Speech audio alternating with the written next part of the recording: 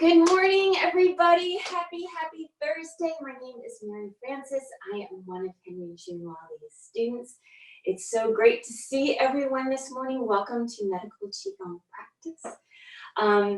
Many times when we're going over these exercises, I've spoken and Henry has spoken about working with your body instead of against your body, and sometimes you aren't able to do the exercise in a classic way for whatever reason. Maybe you're walking through your apartment and your baby toe gets caught on a chair leg and it dislocates, and it's not a problem because you just pop it back in, but there is some swelling and such, and you're unable to stand on said foot because even though the baby toe is very small, it once again shows us how like little things in the body can affect the entirety of the body. So you're in luck. You don't have to worry because you can still practice your medical Qigong. You just do it from a seated position. So there will be times such as when Henry's talked about being on flights and he's unable to get up to do the exercises. He can do them through his mind's eye and do them mentally and work on his breathing and connecting the breathing exercise in that way. Or perhaps once again you've stubbed your toe, dislocated the toe, popped it back in, but you can't stand for a little bit. So you would do your exercises seated. So for today's lesson, I'm going to be seated while I do these exercises. You can remain standing as we normally do, or you can try the seated postures as well. For the seated postures, we're going to have, because I can still like do an opening and a closing, I'll still be doing that. If you are standing and you are new and you prefer to try this standing, go ahead, and when we open, we're going to be opening to hip width, shoulder width apart. You want your feet parallel in both cases so that the channels are open evenly in the front of the body and in the back of the body. So let's go ahead and begin. We're going to start out by settling in, either standing or sitting. We're breathing in and out through the nose. The tip of the tongue is touching the roof of the mouth. We're bringing our awareness to the bottoms of the feet, allowing the feet to relax.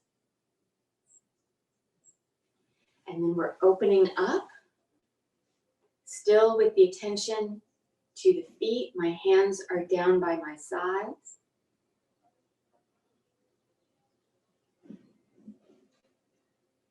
Inhaling and exhaling through the nose. Elongating the spine.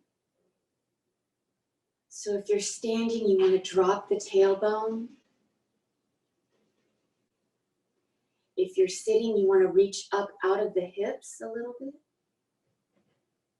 Relaxing the shoulders. Relaxing the jaw. And allowing the very top of the head to reach up into the sky. And then from here, we're going to start tapping with the right hand in a loose fist underneath the belly button, 3 fingers to 4 finger rests beneath the belly button in the lower dantian. Coming up the midline. I'm going to reposition my chair a little bit.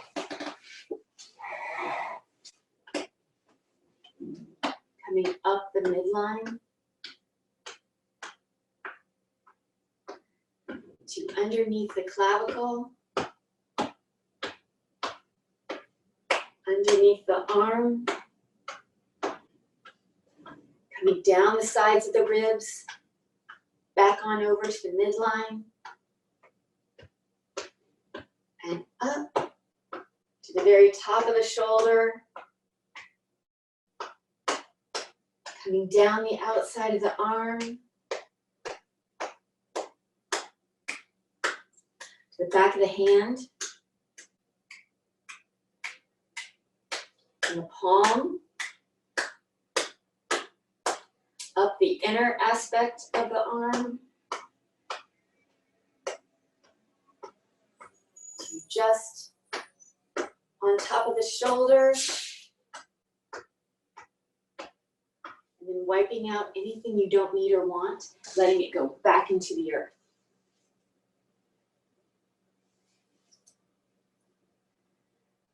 Settling into the space once again. This time opening up the right side of the body by tapping with the left hand in a loose fist.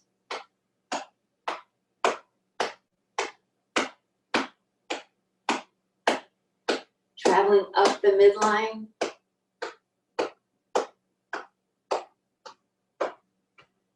Towards just underneath the clavicle. Underneath the arm. Circling down the rib cage, coming back over to the midline, and then up. Towards the very top of the shoulder, down the outside of the arm, to the back of the hand, and the palm. Moving up the inner aspect of the arm, towards the top of the shoulder. And then wiping out anything you don't need or want, letting it go back into the earth.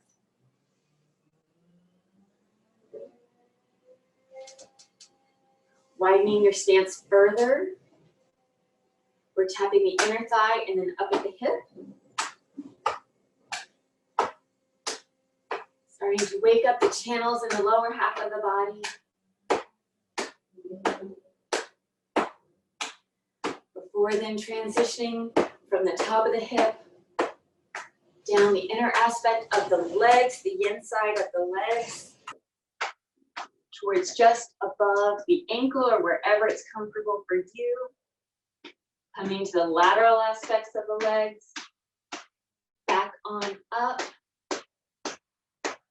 Once you get to the hips and the glutes, coming back to a hip width, shoulder width distance of the feet. Continuing on up to just underneath the rib cage.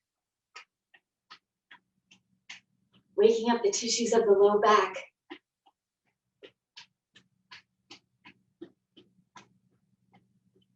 Placing the palms at the low back, circling down the sides and up the spine.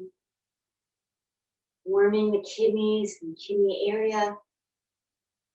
Allowing them to greet the morning.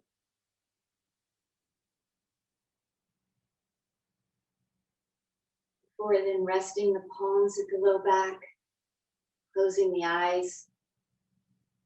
Inhaling through the nose as we guide the breath and the chi to the low back, allowing it to fill up with energy.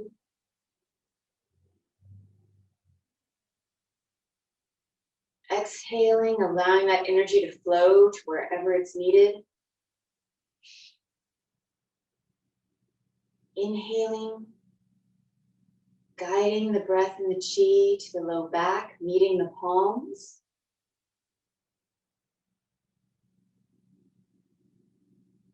Exhaling, allowing that chi to flow to wherever it's needed within the body.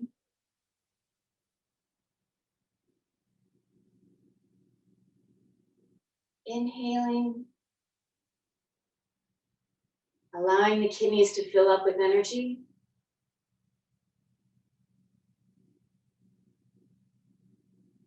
Exhaling, allowing the chi to flow freely.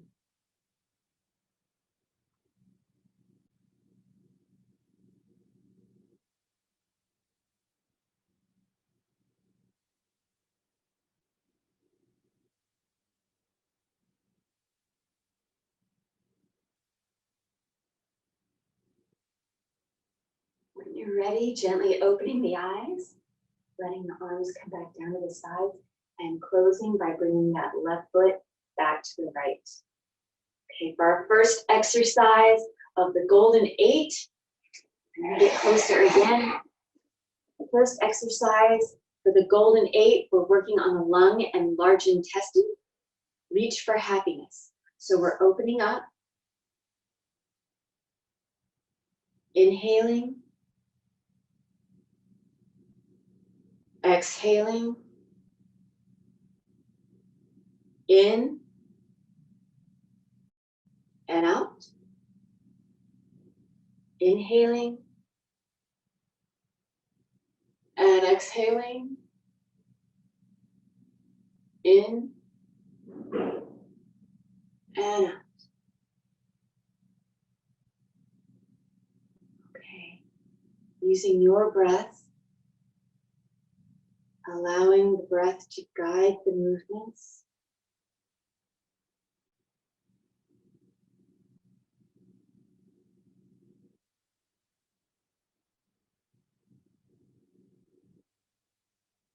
Allowing the mind to relax into the exercise.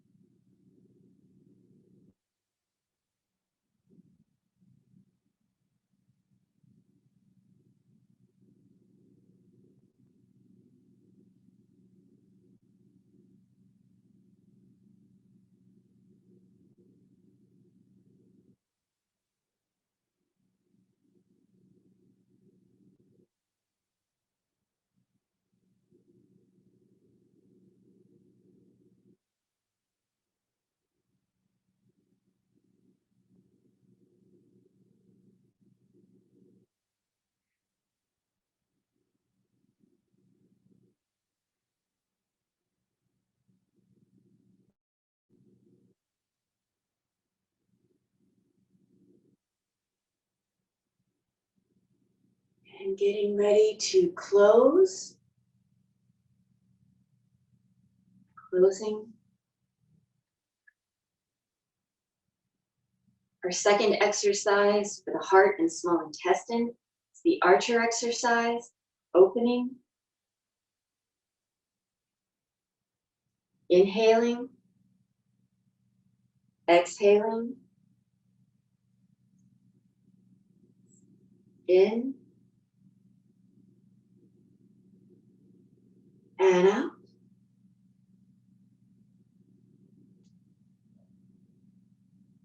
Inhaling.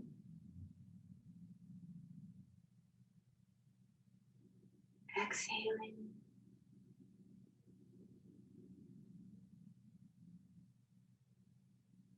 And then relaxing into the exercise.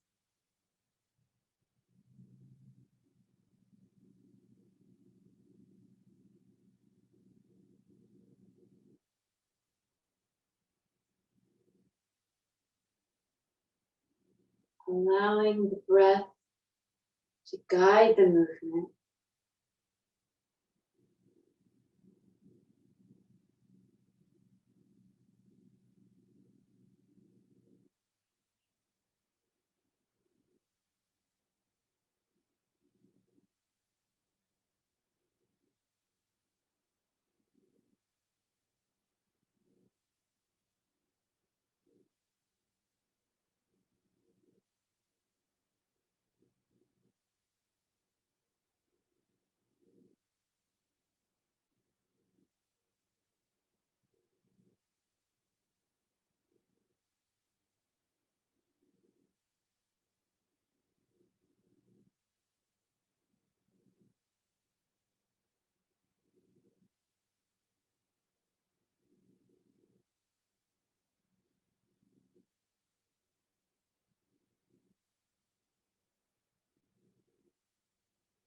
Getting ready to close.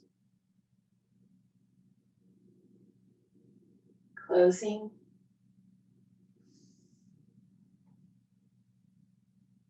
Our third exercise for the spleen and stomach between heaven and earth, opening. Inhaling. Exhaling. In.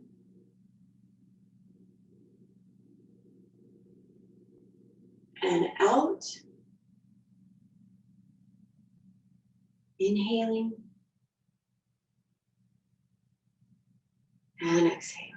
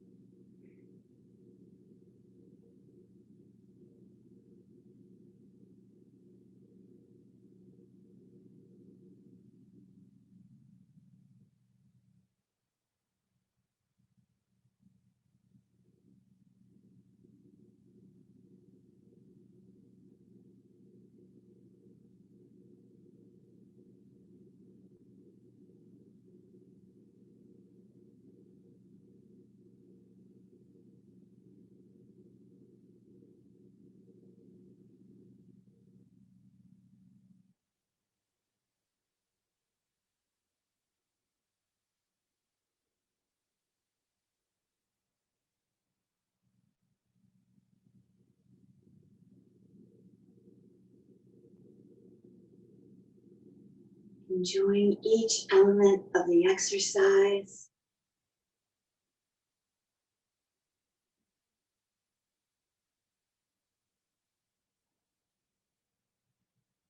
As the breath deepens, the tissues soften.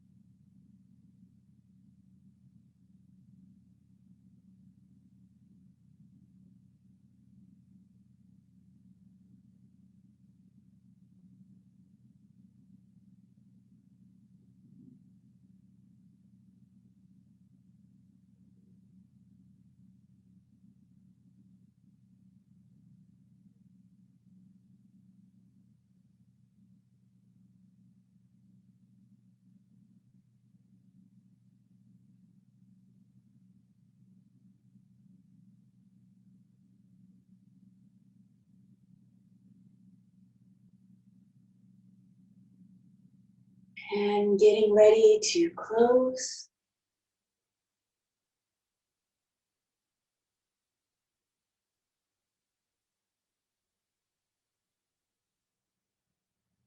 Closing. Our fourth exercise for the Sanjiao, turn and look back. Opening. Inhaling. And exhaling. In. And out. Inhaling. And exhaling.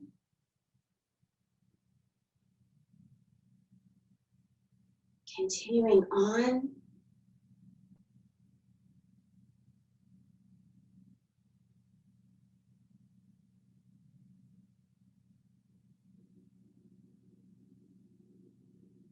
Allowing yourself to sink into all of the wonderful little nuances of the exercise.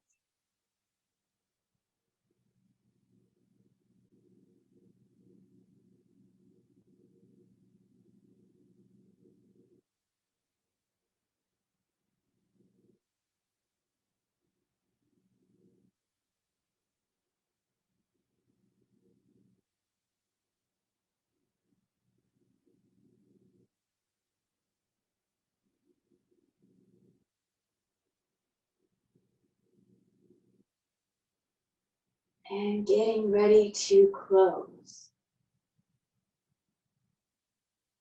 Closing. Our fifth exercise for the liver and gallbladder, twist and release, opening. Inhaling and exhaling. In and out.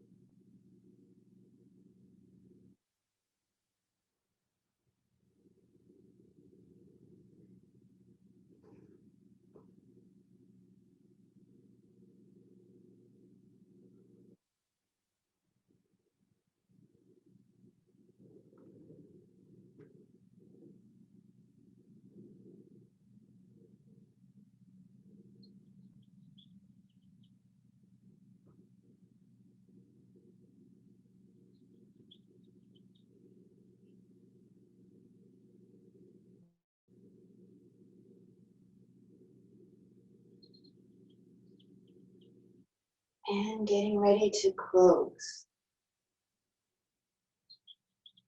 Closing. Our sixth exercise, bend for help for the kidney and urinary bladder system. Opening. Inhaling. Exhaling. In and out. Inhaling and exhaling.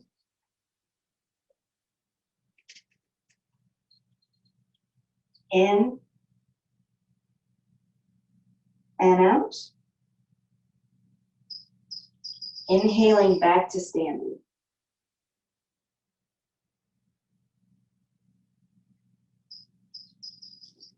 Going at your own pace. Flowing through the exercise.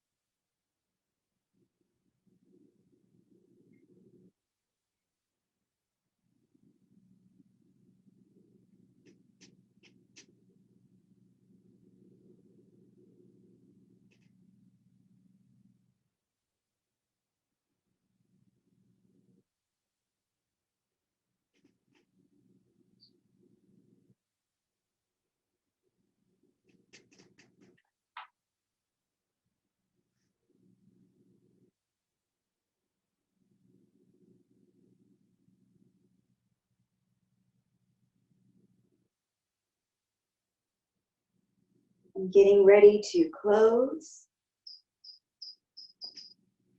Closing. Our energy punch for the Rin channel. Opening. Inhaling. Exhaling. In. And out. Inhaling. Exhaling.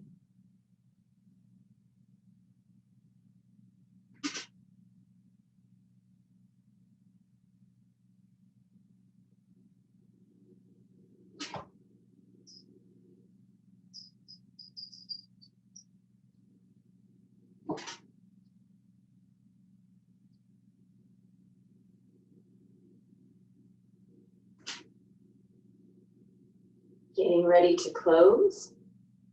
Closing. For the energy jump, if you're seated, this is more of a mental exercise, at least for the first part, than it is a physical exercise. If you are standing, go ahead and enjoy the physicality of the entire exercise. Okay, so it's the energy jump for the dew channel. Opening up. Inhaling as you allow the top of the head to elevate into the sky. Exhaling as you allow the energy to flow back to the earth. Inhaling. Exhaling. In. And out. Transitioning to part two. Inhaling and exhaling. In and out.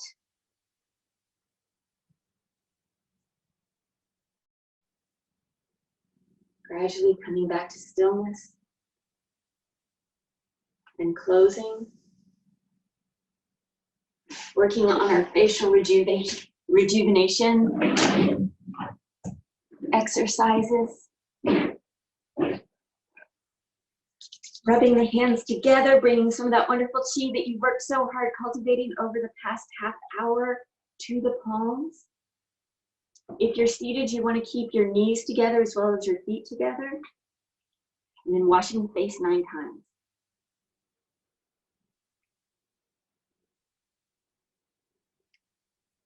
Wiping the brow and underneath the eye 9 times.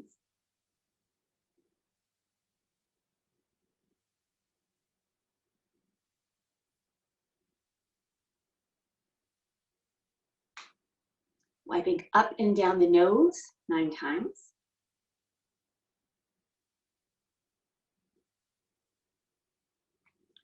And then circles, lower, middle, upper aspect of the nose, 9 in, 9 out.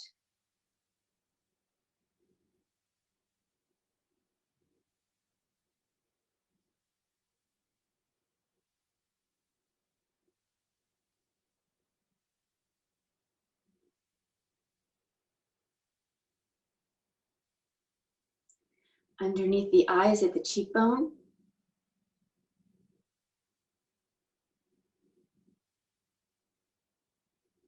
Dredging the channels of the scalp 9 times.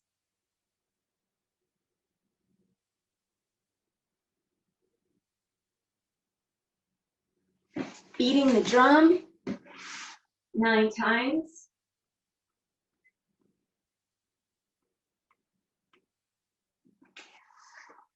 Grasping the ears 9 times each side.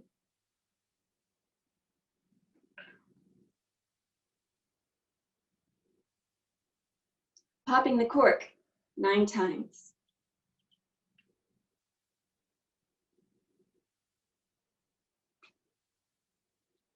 One finger on the philtrum, mandibular crease, 9 in, 9 out.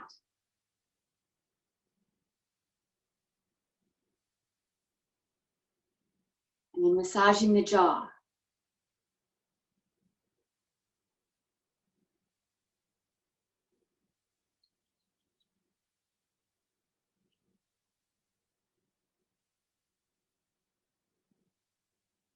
Once you've done 9 times each side, our number changes to 12 total, or 6 times each side, brushing down the throat. Continuing down the breastbone, once again, 12 times total, or 6 times each side. And then resting the palms at the lower dantian, 3 to 4 finger rests beneath the belly button. Closing the eyes. As we inhale, we guide the breath in the chi to the lower dantian, allowing it to fill up with energy. Exhaling, allowing this energy to settle and store so that you may use it throughout the rest of your day. Inhaling, guiding all that wonderful chi that you've been cultivating over the past half hour towards the lower dantian. Exhaling, allowing the chi to settle and store.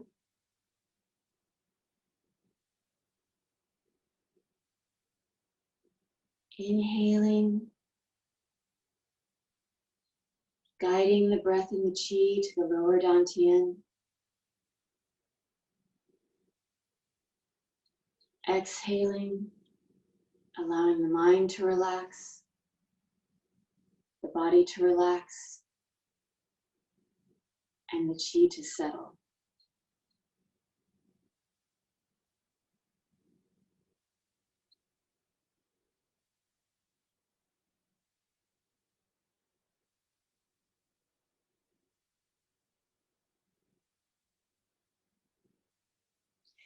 Thank you all so very, very much for practicing with us this Thursday morning. Henry, please take over. Hey, good morning. Hi, everybody. We're on our 50th class, daily class. Thank you, Mary Frances, for teaching us today, despite someone's toe getting dislocated. I think we can all assume who they might be.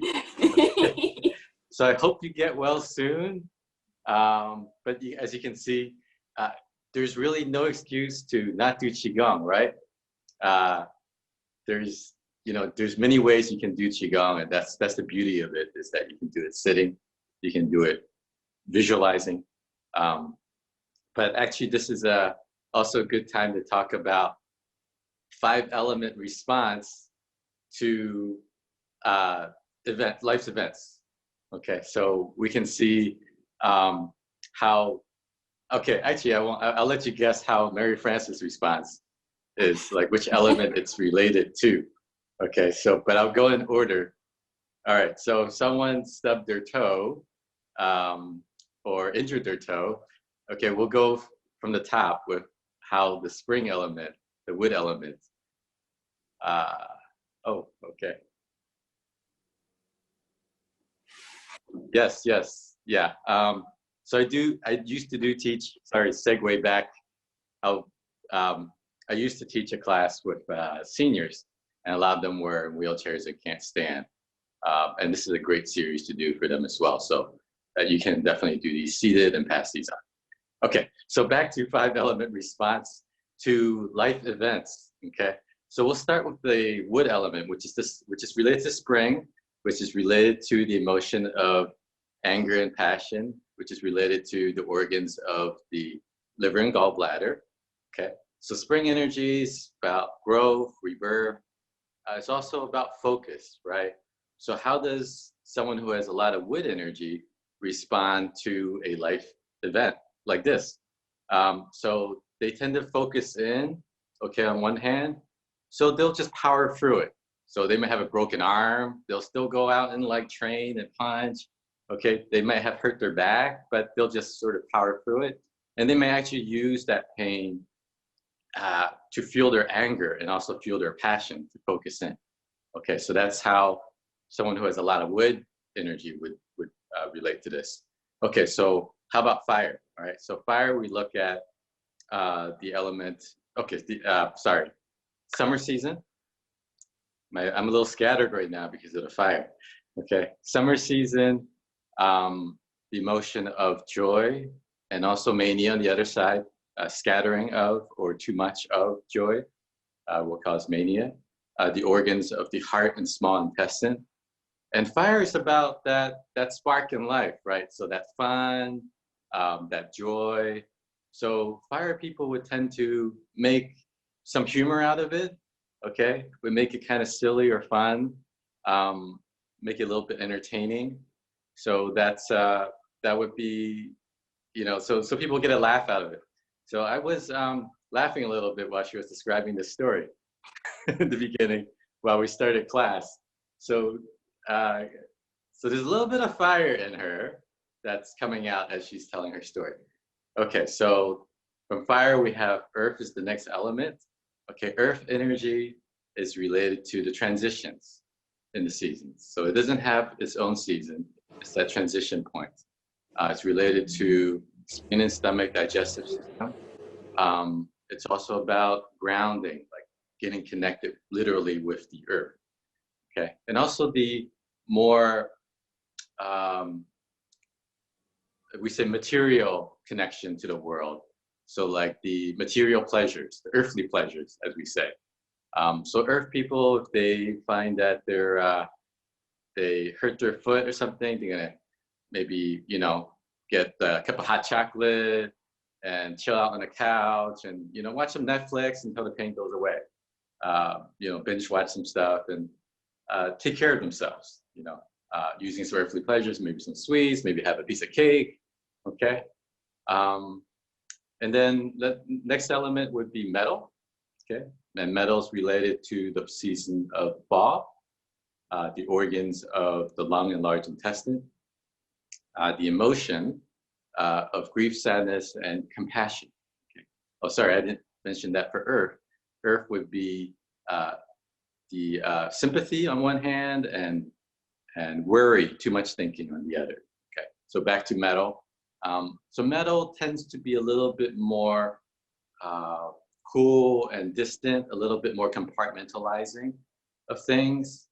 They may also be a little bit more on the OCD side. So if you have a lot of metal, you're probably the one that's going to Google, like, okay, did I like totally, do I have to amputate my leg or my toe? Maybe they're going to be the one that's going to like really wrap it up and really protect it, you know, with titanium steel, so it doesn't hurt your toe anymore. They might also take some, maybe one of the first to take some medication to cut off the pain, okay? So they also tend to intellectualize it more in terms of saying, oh, well, you know, it's not so bad. And they also don't tend to talk about it. As compared to an earth person would want to talk about it because they want that sympathy from others too. So they're very sympathetic to others, but they also expect to receive that back. So the earth element would be more, you know, telling everyone about it. And same thing with fire. Fire would tell it in a different way. They just want to share it, you know, find the fun in it and give it an entertaining story. And that's how the fire works. But metal, on the other hand, is very contained. And so you may not even hear about it, but you might see them in that big cast and you might ask like, oh, what is this about? And they're gonna be like, oh, you know, it's nothing. You know, things are gonna get better. All right, so the last element is water and how water would respond to this event.